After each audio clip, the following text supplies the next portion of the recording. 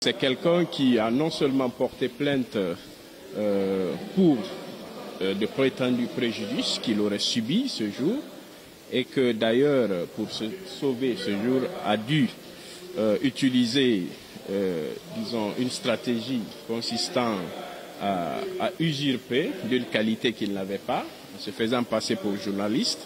Et donc, il dit que c'est ce qui l'aurait sauvé des griffes de ces geôliers ce jour.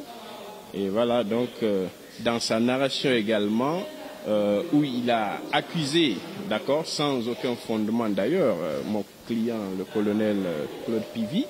Et bon, il dit qu'il n'a jamais été arrêté par les éléments du colonel Claude Pivy.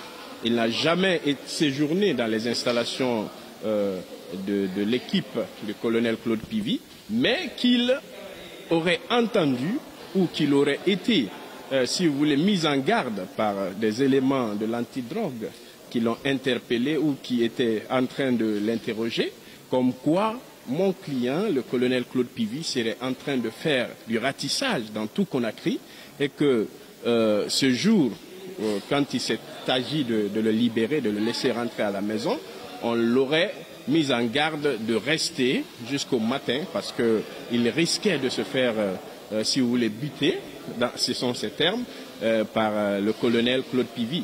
Mais sauf que ce monsieur qui a comparu, en l'occurrence Abdoul Hamid Diallo, n'a rapporté aucune preuve, et mieux que cela, il n'est même pas capable d'identifier les personnes qui lui ont causé ces préjudices. Ce n'est pas le fait de venir déballer devant un tribunal, c'est qu'on a vécu, mais il y a une question qui se reste posée encore. Qui vous a causé?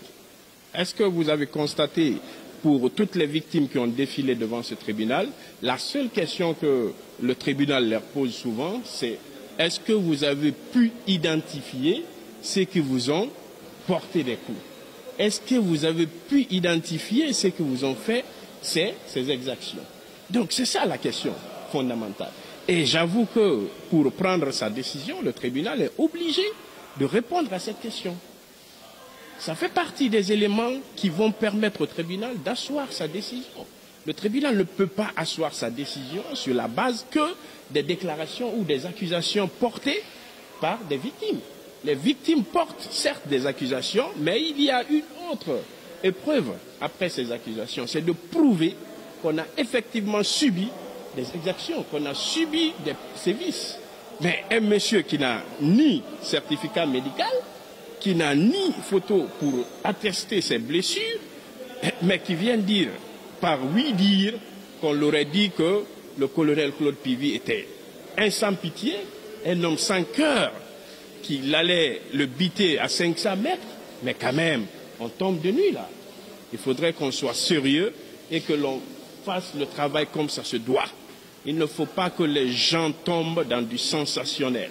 Il faut éviter cela. Nous ne sommes pas là pour faire du cinéma.